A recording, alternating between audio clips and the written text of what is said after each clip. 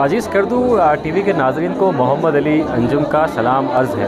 آج 8 مارچ ہے اور عالمی سطح پر خواتین کا عالمی دن منایا جا رہا ہے۔ خواتین کسی بھی شعبے میں مردوں سے پیچھے نہیں ہیں اور اس دن کو منانے کا بنیادی مقصد بھی یہ ہے کہ خواتین کے وہ حقوق یاد دلائے جائیں دنیا کو جو اسلام نے، جو معاشرے نے اور جو آئین و قانون نے انہیں دیے۔ آج ہمارے ساتھ موجود ہے گلگت بلتستان کی ایک باہمت خاتون، شاعرہ ہیں اور ادبی گھرانے سے ان کا تعلق ہے۔ جناب استاد پروفیسر حشمت علی کمال الہامی کی آپ صاحبزادی ہیں، شاعری کرتی ہیں۔ ان سے ہم آج کے دن کی مناسبت سے گفتگو کرتے ہیں۔ محترمہ صبیحہ کمال صاحبہ، بہت شکریہ کردو ٹی وی کے ناظرین کے لیے وقت دینے کا۔ آج خواتین کا عالمی دن منایا جا رہا ہے، اس موقع پر آپ کیا کہنا چاہیں گی؟ کیا خواتین کو ان کے حقوق میسر ہیں؟ بسم اللہ الرحمن الرحیم۔ سب سے پہلے میں یہ کہنا چاہوں گی کہ آدم ہوا فاؤنڈیشن کا شکریہ کہ جنہوں نے خواتین کے عالمی دن کے موقع پر ان خواتین کو جو دور دراز علاقوں میں کام کر رہی ہیں ان کو آگے لانے کے لیے یہاں پر ایک پروگرام، اتنی خوبصورت پروگرام کا انعقاد کیا۔ تو کچھ حد تک ہمارے یہاں پر بلتستان میں خواتین کے لیے مواقع موجود ہیں۔ باقی پاکستان کے اگر آپ دیگر علاقوں کی بات کرتے ہیں تو ان کی نسبت ہمارے بلتستان میں بلتستان کے لوگوں میں یہ شعور ہے کہ خواتین کو ہر فیلڈ میں بھیجا جا رہا ہے۔ آج آپ دیکھیں خواتین ڈاکٹر بھی ہے، خواتین انجینئر بھی ہے، خواتین سیاست کے میدان میں بھی آ رہے ہیں اور ماس میڈیا سے بھی خواتین منسلک ہیں۔ تو ہمارے یہاں پر لوگوں کو اب یہ شعور آ گیا ہے کہ خواتین بھی مردوں کے ساتھ ساتھ کام کر سکتی ہیں۔ تو ہماری خواتین جو ہیں کسی سے کم نہیں ہے۔ ہماری خواتین کسی سے کم نہیں ہے اور آہستہ آہستہ شعور اجاگر ہو رہا ہے۔ جی، ایک باہمت طالبہ بھی اس وقت ہمارے ساتھ موجود ہیں، نور العین ان کا نام ہے اور نور العین بھی آج کی سیرمنی میں موجود تھیں۔ نور العین، آپ ابھی بہت چھوٹی ہیں، گھر میں ڈسکریمنیشن ہوتی ہے، بچے کو زیادہ پروٹوکول ملتا ہے، بچے کو بہت کم پروٹوکول ملتا ہے، اور یہ چیزیں ختم کرنے کے لیے کیا کرنا پڑے گا؟ ہمارے گھر میں تو ایسا نہیں ہوتا ہے، لیکن جیسا میں جانتی ہوں، جیسا بھی انہوں نے باہر کہا بتایا کہ ایسا ہوتا ہے تو ایسا نہیں کرنا چاہیے، احساس کمتری ہوتی ہے۔ تو بس میں یہی کہنا چاہتی ہوں اور یہ کہنا چاہتی ہوں کہ ہر جگہ یہ پروگرام ہونا چاہیے خواتین کے حقوق کے بارے میں، بس یہی کہنا۔ سال میں ایک بار یہ پروگرام ہوتا ہے 8 مارچ کو، اس کے علاوہ خواتین کی کوئی گیدرنگ کہیں ہمیں نظر نہیں آتی؟ آپ چونکہ اسکول میں پڑھتی ہیں، کالج میں پڑھتی ہیں، تو کیا وہاں پر جو طالبات ہیں وہ اس حوالے سے کانشیس ہیں کہ ان کو اپنے حقوق کے لیے اکٹھا ہونا چاہیے؟ جی، ہمیں بھی اپنے حقوق کے لیے لڑنا چاہیے، میں کہتی ہوں، لیکن جو طالبات ہیں وہ اپنے حقوق کے لیے نہیں لڑتے ہیں، کوئی بھی اپنے حقوق کے لیے نہیں لڑتا ہے۔ تو میں یہی کہوں گی کہ سب کو اپنے حقوق کے لیے لڑنا چاہیے۔ جی، اب خواتین سیاست کے شعبے کی طرف بھی آ رہی ہیں، عملی سیاست میں بھی حصہ لے رہی ہیں۔ اسی طرح اس وقت ہمارے ساتھ موجود ہیں ایک پولیٹیشین، اور یقیناً ان کو دیکھنے کے بعد آپ ان کو پہچان جائیں گے۔ کافی عرصے سے آپ پولیٹکس میں ہیں اور جس تھیم کو لے کر آپ پولیٹکس میں آئی تھیں بینگ خاتون، اس میں کامیابی ملی؟ ہاں جی، بالکل کامیابی تو کیوں نہیں، ہمارے تحریک انصاف میں اسپیشلی خواتین کو ہی زیادہ ترجیح دی جاتی ہیں۔ تو میں آئی ہی اسی لیے ہوں کہ خواتین کے لیے کچھ کام آؤں۔ ٹھیک ہے، آج میں اس خواتین ڈے کے دن ہمارے سارے خواتین کو بہت مبارکباد پیش کرتی ہوں کہ ادھر خصوصاً ہماری جو کنیز فاطمہ ہیں ڈاکٹر، انہوں نے بڑے اچھے سے اس تقریب کو انہوں نے ویسے خواتین کے لیے ابھی تک کیا ہوا ہے؟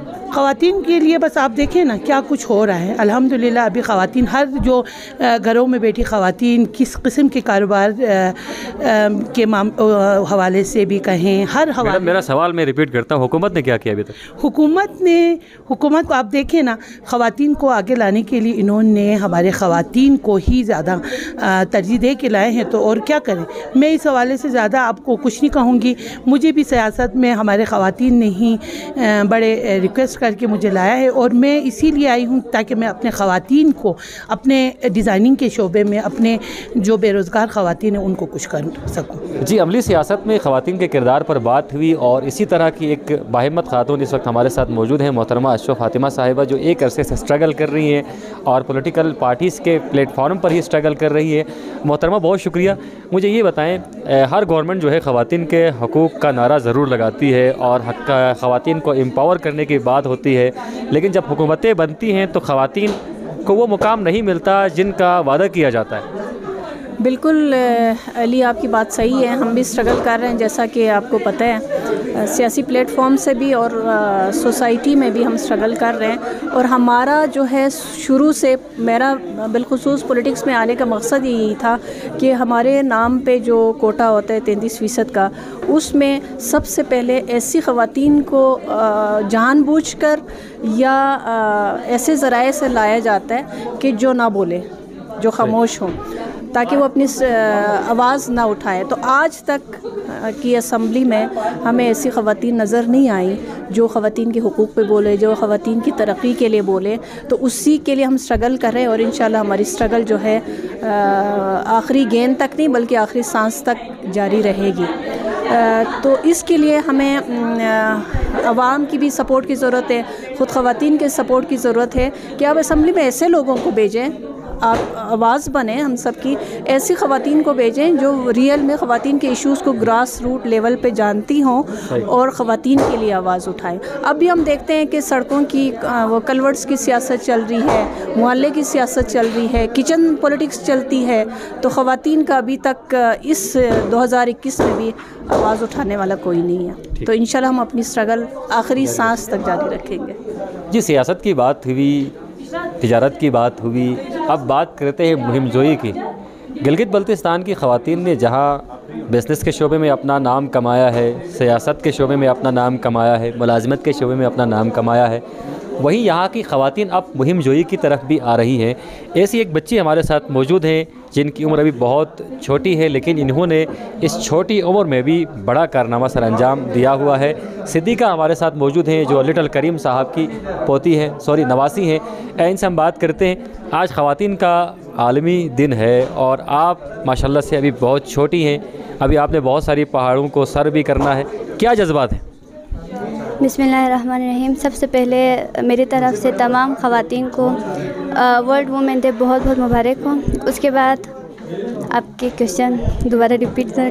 کیا آپ کے جذبات ہیں اس دن کے موقع پر؟ کیا ہماری خواتین کو وہ حقوق حاصل ہیں جو انہیں ملنے چاہیے؟ ہمارے جذبات ان پہاڑوں سے بھی زیادہ بلند ہیں, اور اس میں ہماری فیملی نے ہمیشہ ہماری سپورٹ کی ہے. اور جہاں تک حقوق اور فرائض کی بات ہے تو گلگت بلتستان کا علاقہ وہ علاقہ ہے جہاں پہ عورتوں کو اور لڑکیوں کو وہ حقوق مکمل طریقے سے انہیں نہیں مل رہی, اور ان کے فرائض یقیناً وہ ہمیشہ خوش اسلوبی سے سر انجام دیتے ہیں, اور کسی بھی فیلڈ میں لڑکیاں کسی سے بھی کم نہیں ہیں. Assalamualaikum everyone, it's me Mahek Elia and today's 8 March. Happy Women's Day to all of you. So I want to share a quotation by my own. I'm a girl and I want to fly freely like a bird. Thank you. جی, آج کی تقریب بہت سارے حوالوں سے خاص تھی. اس تقریب میں خواتین کی ایک بڑی تعداد شامل تھی, اور اس تقریب میں شامل ہر خاتون کی ایک الگ کہانی تھی, الگ داستان تھی. جرت اور بہادری کی اگر ہم بات کریں تو گلگت بلتستان کی خواتین اس شعبے میں بھی کسی سے پیچھے نہیں. اگر ہم تدریس کی بات کریں تو گلگت بلتستان کی خواتین نے تدریس کے شعبے میں اپنی صلاحیتوں کا لوہا منوایا ہے. اگر ہم سیاست کی بات کریں تو گلگت بلتستان کی خواتین نے سیاست کے میدان میں بھی اپنی صلاحیتوں کا لوہا منوایا ہے.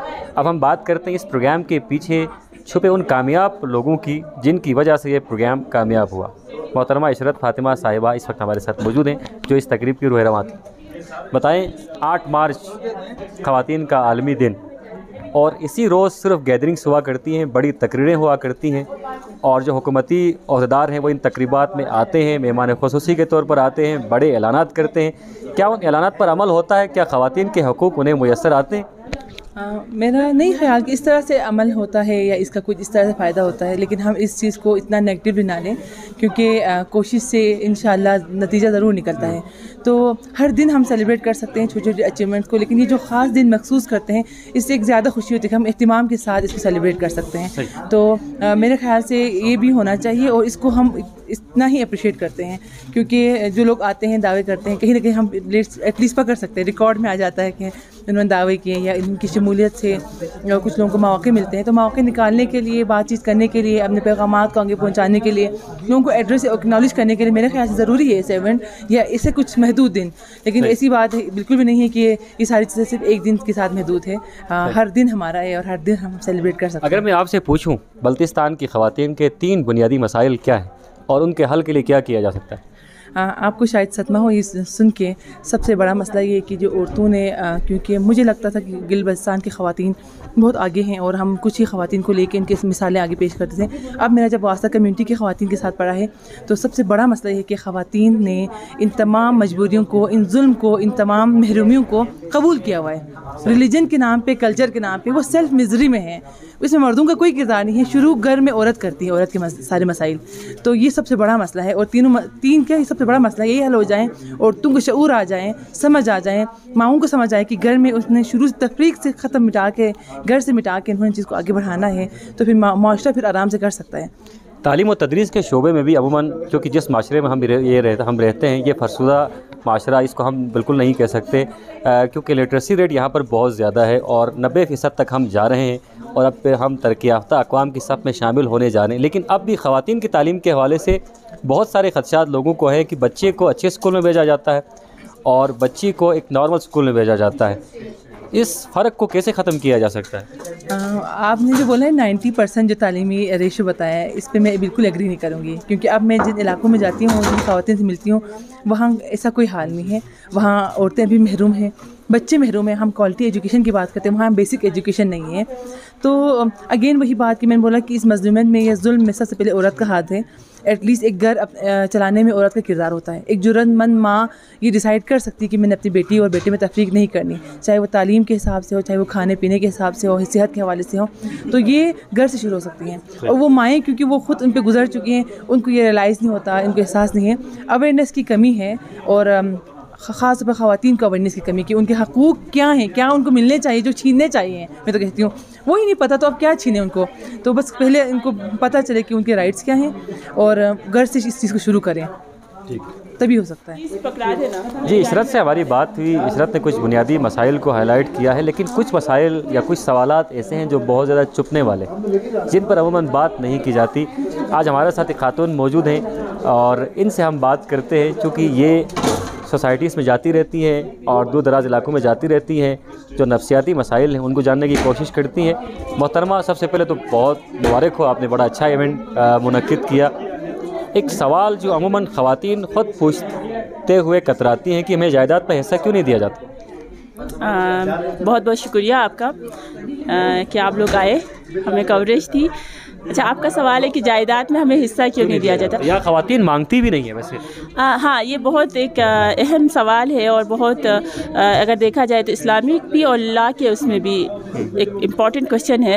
ہمارے اصل میں ایک سیٹ ایسا بیٹھ کیا ہے, مائنڈ سیٹ, کہ اگر کوئی خاتون جائیداد مانگتی ہے تو اس کو اتنا بلیم کیا جاتا ہے. جیسے میرے پاس ایک خاتون آئی پیشنٹ, اس کو ڈپریشن تھا.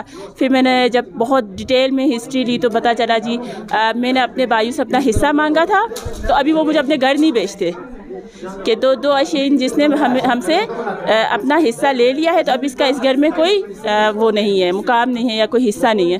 تو مطلب اس کو اسٹگمیٹائز کیا جاتا ہے. اگر کوئی خاتون اپنا حصہ مانگتی بھی ہے, اس کو معاشرے میں بہت ڈی گریڈ کر دیا جاتا ہے, تو بیچاری مانگتی نہیں ہے پھر سوسائٹی کے اس کی وجہ سے. دوسرا, دیتے کیوں نہیں ہے, یہ ان کو اگر دیکھا جائے تو سوسائٹی کو اویئرنیس ہی نہیں ہے. بھائیوں کو نہیں پتا کہ بہنوں کے کیا حقوق ہیں, ان کو جائیداد میں حصہ دینا. اسلامی کو اس میں پتہ ہے نا, نارمل جو نارمز ہیں ان میں پتہ ہے. تو وہ اس لیے جائیداد کا کوئی کنسپٹ ہے ہی نہیں ہمارے یہاں کہ کسی کو جائیداد خاتون کو دے. تو اس وجہ سے دونوں طرف سے, ایک تو خاتون کو بلیم کر دیا جاتا ہے اگر وہ جائیداد مانگتی ہے, دوسرا اویئرنیس نہیں ہے. ایک سوال تو میڈم, آپ کیونکہ نفسیاتی مسائل کو بہت اچھے سے جانتی ہیں, نفسیاتی دباؤ کی آپ نے بات کی. بہت ساری خواتین نفسیاتی دباؤ کا شکار اس لیے ہیں کہ اگر وہ جائیداد میں ایسا مانگتی ہیں تو سوشلی جو ان کے رشتہ دار ہیں, جو ان کے عزیز و اقارب ہیں, وہ ان کا بائیکاٹ کرتے ہیں. دوسری طرف ایک اور لعنت جہیز کی ہے, جس کے باعث اب آدھی سے زیادہ خواتین کے سروں پر چاندی آ چکی ہے. وہ گھر بیٹھی ہوئی ہے اس امید پر کہ کوئی آئے اور جہیز کا تقاضا نہ کرے. اور ہم اس معاشرے میں جہاں ہم رہتے ہیں یہاں اس کو اب فروغ دیا جا رہا ہے, پہلے اس کا کلچر نہیں تھا. آپ بینگ ماہر نفسیات کیا سمجھتی ہیں کہ اس وبا نے یا اس بیماری نے خواتین کو کس قدر نفسیاتی طور پر دباؤ کا شکار کیا ہے؟ جہیز کے بارے میں یہ کہنا چاہوں گی کہ پہلے یہ ٹرینڈ ہمارے یہاں نہیں تھا بلتستان میں. جب میں پنجاب میں ٹاؤن میں تھی لاہور میں, تو وہاں پہ بہت کیسز آتے تھے. اس میں صرف خاتون نہیں پریشان ہوتی, اسٹریس آؤٹ ہوتی, بلکہ اس کی فیملی بھی اسٹریس کا شکار ہو جاتی ہے. پیرنٹس ہو گئے, اس کے بھائی وغیرہ ہو گئے. تو خیر اب یہ چیز ہمارے بلتستان میں آ رہی ہے, شاید یہاں پہ انفلوئنس اس طرح سے ہو رہا ہے. تو اس چیز کا ان کے اوپر ایک اسٹریس ہونا ایک لازمی سی بات ہے کہ اس کی شادی نہیں ہوگی, اس کی ایج نہیں کر رہی, تو پھر وہ ہارمونل چینجز اور وہ ساری چیزیں پھر اس چیز کو زیادہ سیٹ کر رہی ہوتی ہیں. وہ مزید اسٹریس کا شکار ہو جاتی ہے, ساتھ فیملی بھی اسٹریس کا شکار ہو جاتی ہے. تو مزید پریشانی اور سارا ایک سسٹم خراب ہو جاتا ہے پوری فیملی کا. تو یہ نہیں ہونا چاہیے. جتنی سادگی سے چیزیں ہوں گی, جتنا آپ سمپل رہیں گے, سمپلسٹی میں بہت فائدہ ہے, بہت آسانی ہے, اسٹریس نہیں ہے. اور جہیز کا جو ابھی ٹرینڈ ابھی شروع ہو رہا ہے, انیشیل ہے, تو ہم اس کو روکنے کے لیے ابھی سے اقدام کریں گے تو شاید یہ اتنا آگے تک نہ جائے اور ہم اس کو روک بھی سکیں. تو اس کے لیے ہم ڈیفینیٹلی کوشش کریں گے. اور بھی بہت ایشوز ہیں جو بیسک مجھے جو لگتا ہے نا, ایسا سائیکیٹرسٹ ابھی 3 سال سے میں یہاں پہ کر رہی ہوں, مجھے جو مین ایشوز لگتے ہیں نا خواتین کے, شاید ابھی جہیز کا اتنا نہیں ہے جتنا ڈومیسٹک وائلنس ہے ہمارے یہاں. اور اس کو وہ ڈومیسٹک وائلنس ہوتا میڈیکو لیگل ہے, وہ اس تک آنے ہی نہیں دیتے, اس کو چھپا دیتے غیرت کے نام پہ یا کسی اور اس پہ. تو وہ عورتیں پھر ڈپریشن کا شکار ہوتی ہیں, وہ پھر سوسائڈ کی طرف چلی جاتی, سیلف ہارم کے ساتھ ایمرجنسی میں پہنچ جاتی. اس کے پیچھے بیسک جو اسٹوری ہوتی ہے وہ ڈومیسٹک وائلنس کی ہوتی ہے. وہ کسی بھی طرح کا ہو سکتا ہے, شوہر کر رہا ہوتا ہے, بھائی کر رہے ہوتے ہیں, ساس کر رہی ہوتی ہے. تو وہ بہت سارے اس طرح کے ایشوز ہیں. تو ہم اگر ساس کر رہی ہیں تو پھر وہ اس کا مطلب یہ ہوا کہ خواتین ہی خواتین کے حقوق کی سب سے بڑی دشمن, کیونکہ ساس بہو کا جو جھگڑا ہے اس میں قصور شوہر کا تو نہیں ہو سکتا. ایسا نہیں کہہ سکتے نا کہ آپ کی خواتین ہی خواتین کی دشمن ہے, ایسا بالکل بھی نہیں ہے. دیکھیں کیا مرد کا دشمن نہیں ہو سکتا ہے نا, اس کے بھی تو ایشوز ہوتے ہیں. جیسے چاچا اور بھتیجا لڑ رہے جائیداد کے لیے, تو اس طرح کہ جب ایک بیچاری ساس اور بہو 24 آور ساتھ رہتی ہے تو مائنڈ تو اس طرح سے نہیں ملتا, تھوڑی بہت انبن ہو جاتی ہے. تو اس کو آپ یہ نہیں کہہ سکتے کہ عورت کی دشمن ہے. تو وہ دوست بھی نہیں ہے, یہ بھی ہم نہیں کہہ سکتے. بہت ہمارے یہاں کلچر بھی یہ پلس پوائنٹ, ہم ہر چیز کو نیگیٹو نہیں لے سکتے. بہت اچھا پوائنٹ یہ ہے کہ ہمارے یہاں جو ایک فیملی سسٹم ہے بڑا اچھا ہے. یہاں پہ ساس بہو کا اتنا وہ نہیں ہوتا جتنا نیچے. یہ ساس بہو کا جو جھگڑا ہے, کیونکہ آپ ماہر نفسیات ہیں, میں خود بھی میریڈ ہوں, اگر ساس بہو کو بیٹی سمجھنے لگے تو میرے خیال میں تمام مسائل پورے ہوتے ہیں. ڈیفینیٹلی ساس بہو کو بیٹی سمجھے اور جو بہو ہے وہ ساس کو ماں سمجھنے لگے تو پھر تو اس طرح کا کوئی ایشو بھی نہ ہو. اور اس میں ایک بہت جو مجھے جو پرسنلی یہاں پہ لگتا ہے, جیسے میرے پاس شیگر سے خرمنگ سے آتے ہیں, ہمارے یہاں جو بیسک جو عورتوں کے اندر ڈپریشن کی وجہ ہے نا میرڈ خواتین کے اندر, وہ جوائنٹ فیملی سسٹم ہے. مطلب جوائنٹ فیملی سسٹم کی آپ مخالفت کرتی؟ مخالفت نہیں کرتی. اگر آپ اس کو اچھے طریقے سے چلائیں تو پھر بہت اچھا ہے, لیکن ہمارے یہاں ایسا نہیں ہوتا. ایک سارے جو 20 بچے ہوں گے, ٹھیک ہے, 4 بہویں ہوں گی, تو وہ سارا برڈن بہوؤں کے اوپر ہوتا ہے, دوسرا کوئی ہیلپ نہیں کر. جو میرے پاس کیسے آتے ہیں, کھیتوں کا کام کرنا, وہ بیچاری جاب بھی کرتی ہیں, بچوں کو بھی سنبھالتی ہے, شور بھی برداشت کرتی ہے, تو وہ اسٹریس آؤٹ ہو جاتی ہے, برن آؤٹ ان کے اندر آتا ہے, پھر وہ ڈپریشن کا شکار ہو جاتی ہے. تو اور وہ شوہر بیچارہ اس طرح سے سپورٹ نہیں کر پاتا, اس نے ماں کو بھی دیکھنا ہے, بیوی کو بھی دیکھنا ہے, بچوں کو بھی دیکھنا ہے, وہ اس طرح سے انصاف نہیں کر پاتا. تو موسٹلی جو خواتین میرڈ ہیں ان کے اندر ڈپریشن ہمارے یہاں جوائنٹ فیملی سسٹم کی وجہ سے, جو میرا اپنا ڈیٹا ہے. بہت اچھا, بہت شکریہ. عموماً ہوتا یہ ہے, المیہ تھا کہ کسی زمانے میں خواتین کے نام پر NGOs ہوتی اور مرد ان NGOs کو لیڈ کرتے تھے, لیکن اب صورتحال تبدیل ہو چکی. اب خواتین ہی اپنے پلیٹ فارمز کو لیڈ کر رہی ہیں. آدم ہوا فاؤنڈیشن کی جو سرپرست اعلیٰ ہیں ڈاکٹر صاحبہ ہمارے ساتھ موجود ہیں. ڈاکٹر صاحبہ, سب سے میرے سوالات کر لیے, اب آپ نے کنکلوڈ کرنا اس کو. کیا 8 مارچ تھا, 8 مارچ کو بڑی گیدرنگ ہوئی, اسپیکر صاحب آئے, گورنمنٹ آفیشلس آئے, کیا بلتستان ریجن کی خواتین کے تمام مسائل حل ہو چکے ہیں؟ یہ آپ بھی اس بات سے بخوبی آگاہ ہیں. یہ ہماری ایک چھوٹی سی کاوش تھی. ہمارا مقصد اور ہمارا کام ہے کہ ہمارے جو اسپیکر صاحب ہیں, یہ جو بھی عہدیداران ہیں, ان تک یہ پیغام پہنچائیں, کیونکہ ہماری کوشش تو جاری رہے گی اور ہم اس پہ بات کرتے رہیں گے. حل کرنا نہ کرنا یہ ان کے اوپر ہے. تو ہماری کوشش تو ہے کہ خواتین کے مسائل حل ہو, لیکن جو چارٹر آف ڈیمانڈ ہم نے ان کو پیش کیا ہے, جیسے دارالامان کی بات ہو گئی, جو ورکنگ لیڈیز ہیں ان کے لیے, بچوں کے لیے ڈے کیئر کی بات ہو گئی, اور جو اسپورٹس کلب کی بات ہے, ان کے لیے ہم ان کا پیچھا کرتے رہیں گے, ان کا فالو اپ لیتے رہیں گے. انشاءاللہ ایک دن آپ میرا انٹرویو لے رہے ہوں گے اور یہ ساری چیزیں حل ہو چکی ہوں گی. اس پروگرام کو کنکلوڈ کرتے ہیں. چارٹر آف ڈیمانڈ کی آپ نے بات کی ہے, چارٹر آف ڈیمانڈ کے کچھ پوائنٹس بتا دیں, پھر ہم پروگرام کے سلسلے کو ختم کرتے ہیں. ایک تو دارالامان کا سیٹ اپ ہے ہمارے پاس. آپ نے دیکھا کہ کچھ ایسی خواتین تھیں پولیس اسٹیشن سے اور ایک لائر بھی تھی جن کو یہ ایشوز آ رہے ہیں. یہ جو ایک پولیس جن کو ہم نے ایوارڈ دیا, انہوں نے 20 سال اپنے گھر کو دارالامان بنا کے رکھا. کچھ ایسی ہراسمنٹ کی کیسز میں عورتیں آئیں, لڑکیاں آئیں جن کو اپنے گھر میں رکھ کے انہوں نے شادیاں کرائیں, آج وہ ایک باعزت زندگی گزار رہی ہیں. تو یہ جو دارالامان کا سیٹ اپ ہے بہت ہی ضروری ہے. میں کہتی ہوں کہ اس کو ہر حال میں حل ہونا چاہیے. اور دوسرا جو اسپورٹس کلب کی بات ہے, اسپورٹس کلب میں, فٹنس کلب میں, جم وغیرہ ہماری عورتوں کو اتنا موقع نہیں ملتا. تو ایک وومن لائبریری وہ بھی ہے, سیٹ اپ میں ہے. ہم نے وہ کام ہو رہا ہے, اس وجہ سے اس پہ بات نہیں کی. تو یہ ہونا بہت ضروری ہے کہ تاکہ عورتیں اسٹریس آؤٹ اپنا ٹائم نکالنے کے لیے ایسے جگہوں پہ جائیں. اور دوسری بات جو ڈے کیئر کی میں نے بات کی ہے, ڈے کیئر کا سیٹ اپ بھی بہت ضروری ہے تاکہ جو عورت, ظاہر بات ہے مرد گھر سے نکل کے کام کر کے واپس آتے, اس پہ گھر کی ذمہ داری نہیں ہوتی. عورت نے بچے کو بھی دیکھنا ہے, گھر کو بھی دیکھنا ہے. تو وہ ایک ڈے کیئر کی صورت میں اگر ان کو ملتا ہے تو وہ کم از کم بچوں کی طرف سے مطمئن رہیں. بہت شکریہ ڈاکٹر صاحبہ, اور آپ کے اس کاوش کے لیے ڈھیر ساری داد. اور ہم دعاگو ہیں, آج خواتین نے عزم کر لیا ہے کہ اب حقوق کے لیے تقریروں کا ٹائم ختم ہو چکا ہے, عملی اقدام کا وقت آ چکا ہے. پروگرام کے پروڈیوسر ذیشان مہدی اور میزبان محمد علی انجم کو اجازت دیجیے. اللہ حافظ و ناصر. پاکستان زندہ باد.